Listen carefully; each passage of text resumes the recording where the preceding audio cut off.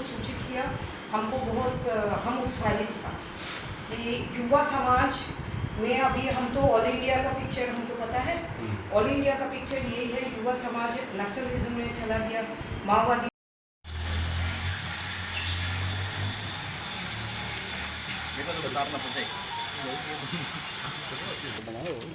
मलवा तो नहीं देखिए इसमें से कहाँ से देंगे? क्यों?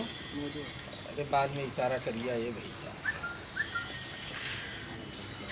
हो गया प्रमोद भैया। उनका 25 साल का उम्र का लड़का उन्होंने खो दिया टू ड्रग्स। तो उसका बदले में अगर युवा समाज अपना संस्कृति को उत्थान करने के लिए कुछ कर रहा है तो उसको गाइडेंस चाहिए, उसको पुलिस हिरासत में रखने का ये बहुत शर्मनाक चीज़ है। अच्छा, खास करके मोदी जी का ये गढ़ है इधर, तो यू कैन गाइड, उनको बुलाओ, बैठो, चर्चा के माध्यम से आप उनको एक गाइडेंस दो, बट डोंट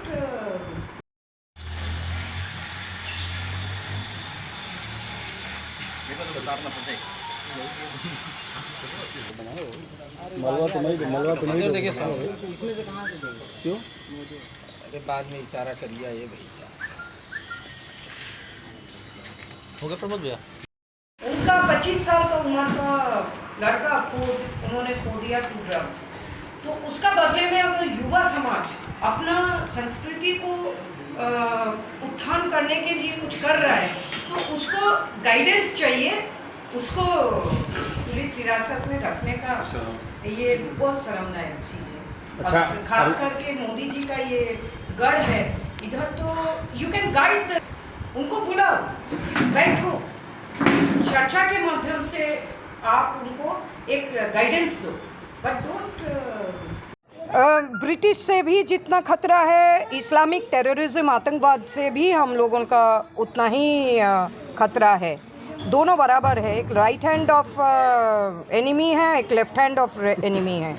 और ये जो है इसके बारे में हम यही कहेंगे कि हमारा श्रृंगार गौरी का पूजन करने वाला जो युवा समाज है वो तो कम से कम ड्रग एडिक्शन में नहीं गया, वो कम से कम आतंकवादी में तो नहीं गया, उन लोग श्रृंगार गौरी का पूजन करने के लिए बोला है। तो इस टाइप का युवाओं को उत्साहित करे, प्रोत्साहित करे और सपोर्ट करे। और प्रधानमंत्री का तरफ से घोषणा आए कि देवबंद का जो उलेमा जो यूनिवर्सिटी है उसको बैन कर दिया जाए। और जो मस्जिद से नुपुर शर्मा जी का बाद जो पत्थरबाजी हुआ हमारा प्रशासन के ऊपर, वो सारा मस्जिद को सील कर दिया जाए। हम सीजीआई के पास ऑलरेडी लेटर पिटीशन इस सिलसिले में डाले हैं, तो ये किया जाए, क्योंकि देवबंद जो है पाकिस्तान जैसे आतंकवादी का घर है, वो घर है, घर भी है। वैसे देवबंद ट्रेनिंग सेंटर है, तो उत्तर प्रदेश में देवबंद में जो ट्रेनिंग सेंटर है उलेमा क्या दारुल इस्लाम करने का जो योजनाएं करते हैं रहते हैं, ये बंद कर दिया जाए, इसको सील कर दिया जाए फॉरएवर। और जितना स्लीपर सेल्स है इस्लामिक टेररिज्म का, उसको पकड़ के सारा बंद करके टेररिस्ट को जेल में भेज दिया जाए और उनका ट्रायल हो। हिंदूवादी नेताओं का, हिंदूवादी युवाओं का ट्रायल नहीं होना चाहिए, क्योंकि हिंदू कभी आतंकवाद नहीं होता है।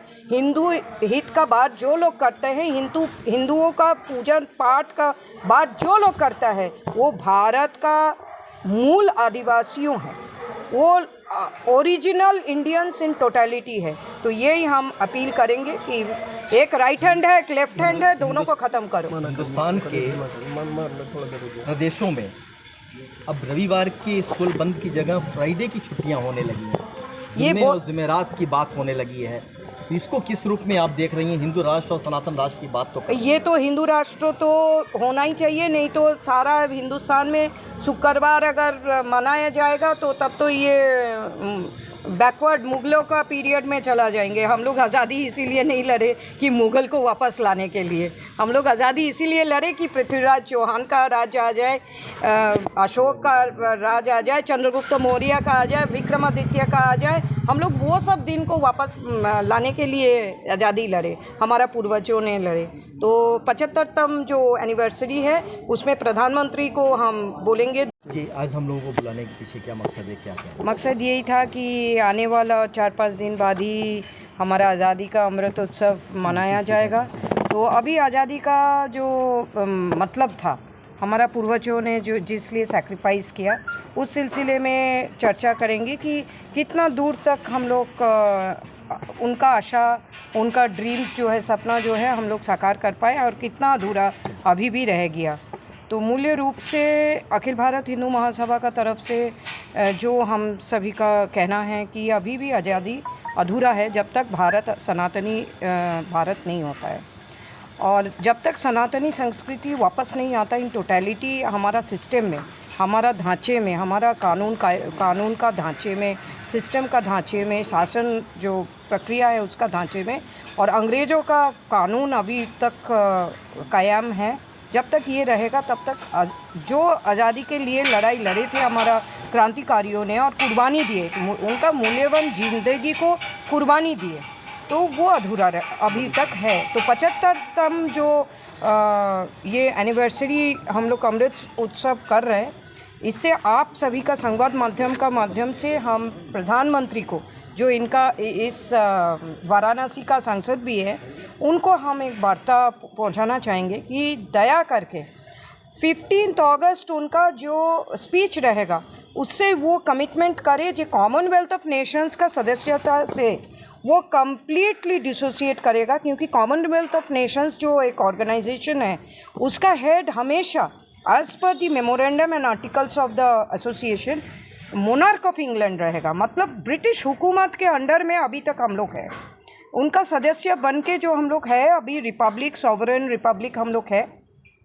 लेकिन उनका सदस्य होने के नाते कॉमनवेल्थ ऑफ नेशंस का हम लोग ब्रिटिश रानी का अधीन में है, और कॉमनवेल्थ का डिक्टेशन के अनुसार हमारा सदस्यता को वैलिड रखने के लिए जो हुकूमत कॉमनवेल्थ करते हैं उस अनुसार हमारा भारत का कानून कायदा सब कुछ चल रहा है। इसीलिए इतना दिक्कत हो रहा है कि ज्ञानवापी में हमारा श्रृंगार गौरी, कल रात को हमने विज़िट किया, श्रृंगार गौरी का जो विग्रह हैं और जो भगवा पेंटिंग कर दिया गया उनके ऊपर, वो तो सामने दिख रहा है।